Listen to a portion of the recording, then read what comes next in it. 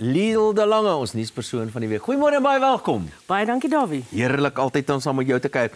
So, dit is 'n groot partytjie gewees hierdie week en die groot partytjie was in Egipte gewees. Heel eers moet my sê Donald Trump het nou soos wat sê iets met sy toer de force gehad daarso in die parlement in Israel en waar hy nou bestaande toegejuig is. Ek meen hy is baie meer gewild in Israel as enige ander plek op aarde. Lyk dit. Dit is 'n feit en Davie het daar baie sterk stellings gemaak oor volhoubare vrede in die Midde-Ooste. Dis waarskynlik 'n bietjie vinnig om dit te sê. Ja. Maar mens moet toegee dat hy het iets reg gekry wat sy voorganger nie kon doen nie, en dit was om 'n skietstilstand afgekondig te kry en om die gijslaers terug te kry. Maar baie anti-Trump mense en daar's baie van hulle wêreldwyd. Ja.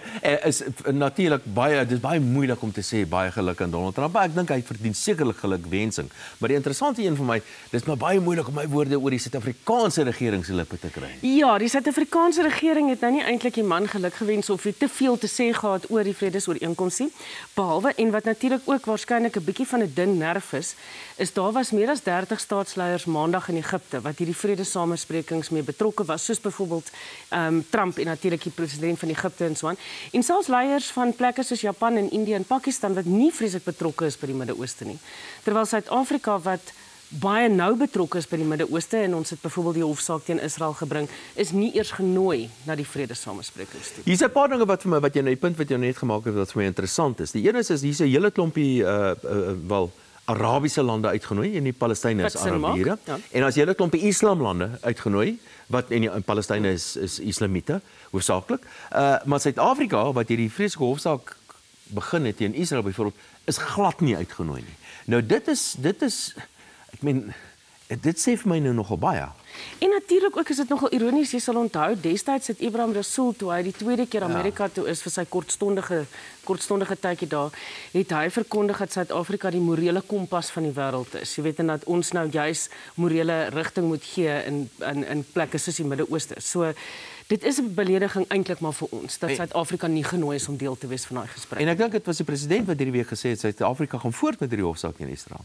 Ons gaan voort met die hofsaak teen Israel, of Suid-Afrika gaan voort. Met krag en mag. Met krag en mag, maar ons moet ook onthou daar's 'n klomp ander lande ook soos Europese lande soos Spanje en so aan en Ierland wat ons steun daarin, want selfs al sou die konflik nou plotseling beëindig word, wat hoogs onwaarskynlik is dat dit volhoubaar gaan wees, maar moet daar nog steeds gekyk word na wat wel gebeur het tydens die tyd. Kom ons hou maar duime vas. Maar plaaslik natuurlik, ons plaaslike politieke verwikkelinge en ontwikkelinge en gebeure en allerlei dramas wat plaasvind voor die kameras en sekerlik agter die kameras ook. Die president, of liewer sê die minister van polisie, is hy nog die minister of is hy die minister van polisie wat die geskorste, die een wat besig is om in sy tuin te werk.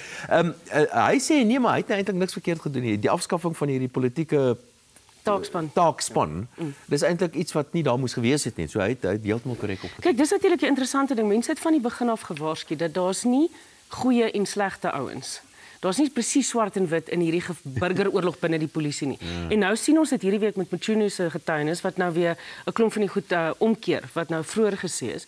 Natuurlik die ander verwikkeling hierdie week was ook dat die president die intelligensiebaas geskort het, Imtiaz Fazel, wat hy het blykbaar 'n verslag opgestel waar hy juis waar daar sekere inligting is met beweringe van korrupsie rondom mense soos Fani Masemola, wat nou tot nou toe met al hierdie gesprekke gesien is as die ouens wat aan die goeie kant is. Dit lyk my daar is nie meer 'n goeie kant nie. Ons sal moet wag om uit te pleis. Dan weet jy by ons 'n draai gemaak het.